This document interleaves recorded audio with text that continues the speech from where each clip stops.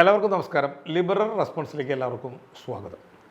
October 7-ന് Hamas ഇസ്രായേലിൽ നടത്തിയ കൂട്ടക്കൊല, ആ കൂട്ടക്കൊലയോട് സാദൃശ്യമുള്ള ഒരു കൂട്ടക്കൊല ഇന്ത്യയിൽ നടന്നിട്ടുണ്ട്.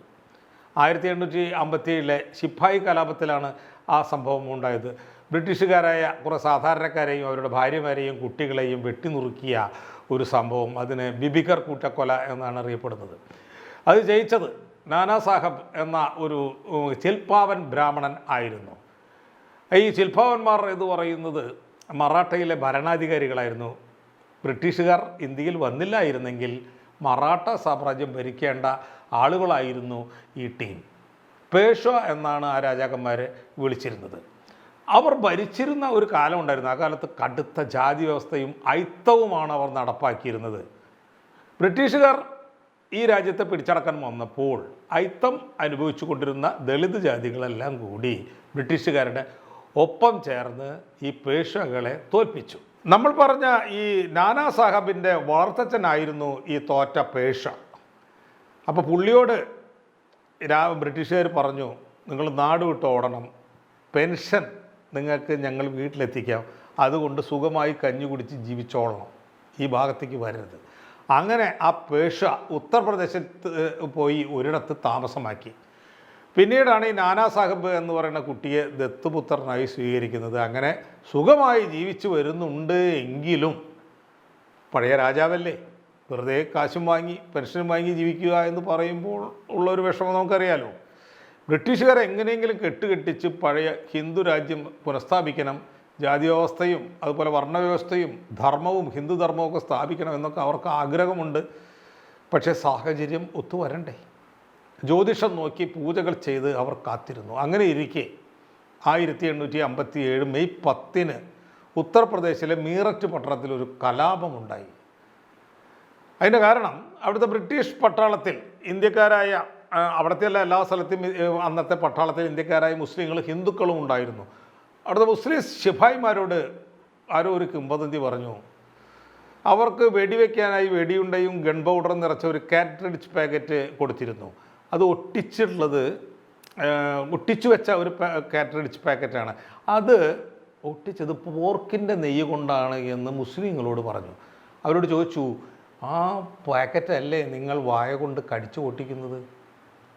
ഇതേ സമയം ഹിന്ദു ശിപായിയോട് ഇങ്ങനെയും പറഞ്ഞു, ആ പാക്കറ്റ് ഒട്ടിച്ചിട്ടുള്ള പശുവിൻ്റെ നെയ്യ് കൊണ്ടാണ്. ആ പാക്കറ്റല്ലേ നിങ്ങൾ വായ കൊണ്ട് കടിച്ച് പൊട്ടിക്കുന്നത്? നമ്മുടെ മുസ്ലിം ഹിന്ദു വിശ്വാസികൾ എന്ന് പറയുന്നത് ഇന്നത്തെ പോലെ തന്നെ അന്നും വെറും പൊട്ടന്മാരാണ്. എന്തെങ്കിലും കിംവദന്തി കേട്ടാൽ പരസ്പരം വെട്ടിക്കൊല്ലും. അത് തന്നെയാണ് 1857 മെയ് 10-ന് മീററ്റിൽ സംഭവിച്ചത്. അത് ഇന്ത്യ മുഴുവൻ പടർന്നു പിടിച്ചു. അതിനെയാണ് നമ്മൾ ശിപ്പായി കലാപം എന്ന് പറയുന്നത്.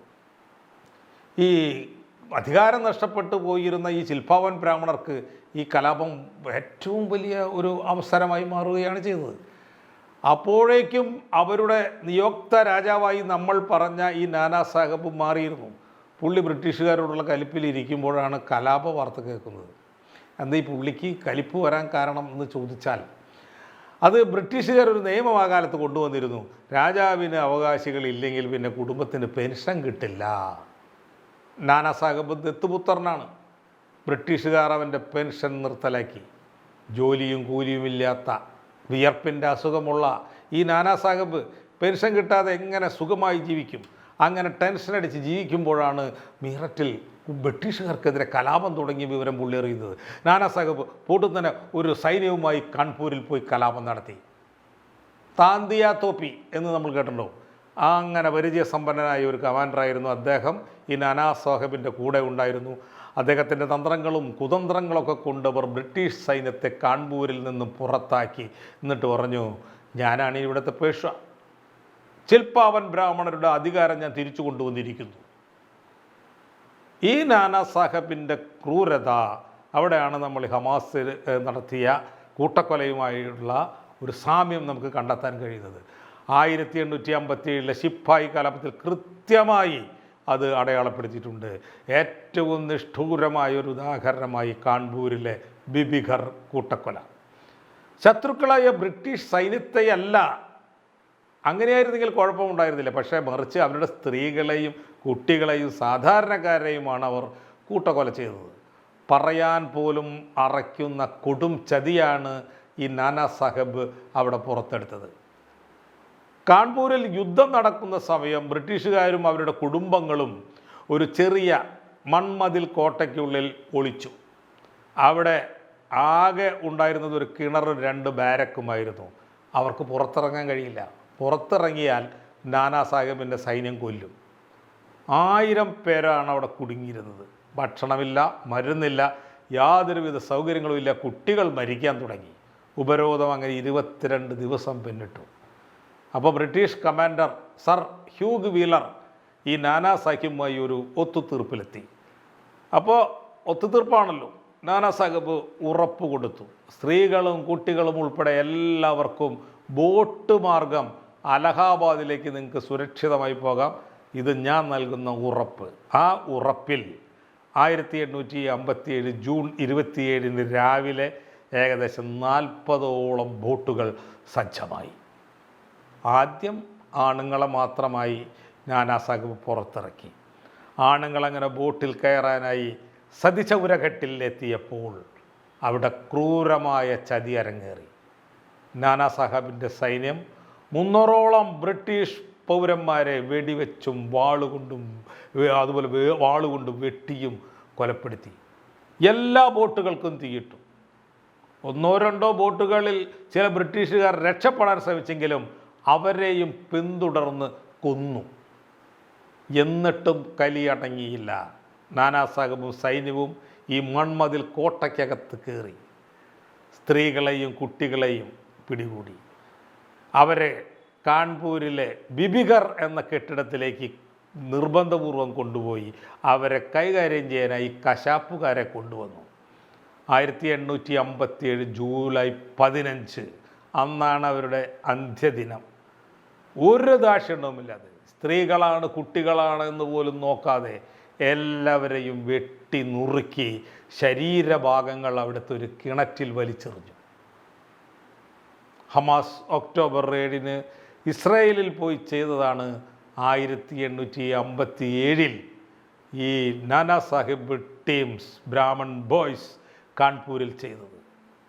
ഇന്ന് ഗാസ അനുഭവിച്ചു കൊണ്ടിരിക്കുന്ന അതേ ദുരിതമാണ് ഇതിൻ്റെ പേരിൽ ഇന്ത്യക്കാർ പിന്നീട് അനുഭവിച്ചത് എന്നതാണ് ചരിത്രം. ബ്രിട്ടീഷുകാരുടെ കമ്പനി പട്ടാളം ഇറങ്ങി അവർ നിർദ്ധയമായി തിരിച്ചടിച്ചു.